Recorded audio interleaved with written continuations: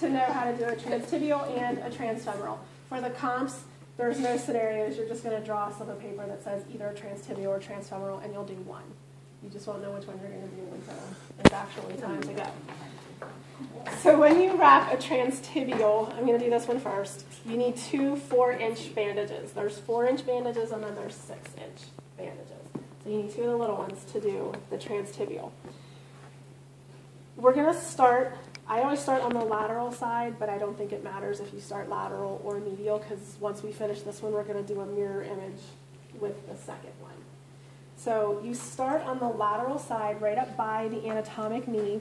I have found that the further you go back, often the easier it is to anchor this in place, because you're going to see in a second that this is the trickiest part of this wrap. When we start from this side, you're going to come down and we're going to cover the corners. We always make sure that the corners of the residual limb are covered because of where the scar is going to be. So I'm going to lift this up just to demonstrate a purpose. If you see where the seam is on the end of this residual limb, that is normally where the scar would be. So they're going to try to place it on the end of the limb, and it's going to go from like here to here. So here are going to be the corners of your scar. If they have to do that posterior to anterior flap, then it's going to look like a frowny face here, but your corners are still going to be like here and here.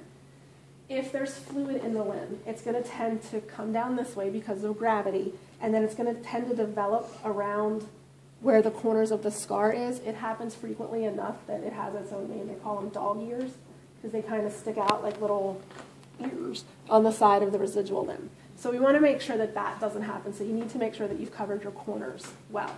So when you start kind of posterior, come down, more pressure distally, which means you pull tight when you get to the bottom. Okay, and you want to avoid any wrinkles, so if you can do that as you go, that's going to be good. So you're going to come over the inside corner, up over the outside corner, and you have to watch your hand placement here. You're going to go right over top of where you started, and you're going to slide your hand right back in place. Now we're going to anchor it above the knee, no pressure up here. You're basically just laying the A-strap down on top. I lifted this. You would ask the patient to lift their leg. They've been doing straight leg raises and exercises like that in bed for months now. They're going to be great at that. You're going to go around one more time just to prevent it from falling down over top of the patella. So again, we're just going loosely. And now from here, I'm going to come back down onto the residual limb. I'm going to add pressure, and I'm going to cover up where I started and pull nice and tight down here to try to get that fluid forced back up. Try to cover up as much skin as you can, and from here on out, you don't go back up above the knee, and you're going to try to do a figure 8 pattern. When you come to the end of the wrap, it doesn't matter too much where you end as long as it's not right on the bottom of the limb, and you don't want to tape to skin. Some people can have really bad reactions to the tape, so you never want to tape directly to their skin. So I would ask the patient to lift their leg. And I already have my tape ready, so you should do that too. And I'm going to take 2 pieces of tape. We're using masking tape, but you probably have like medical tape.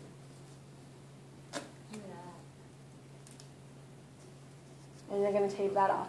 While I have the patient's leg up, what I'm also going to do is make sure the back looks okay. I'm going to look for if there are any holes in my wrapping, and there's a hole right there, and there's a hole right there. So I need to make sure that those are covered by the time I finish my second wrap. So with the second one, I'm going to do the same exact thing I did with the first one. I'm just going to start on the medial side. All right, so it's an exact mirror image of what you did before. So I'm going to start over here.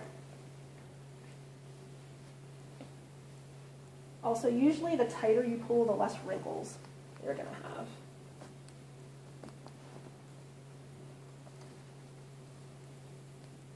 You just loosely come above the knee. So you're going around their knee all the time? Mm-hmm. One more time just to make sure it doesn't fall down. You need to leave the patella open so that they can flex their knee. So now I'm going to come back over to where I started.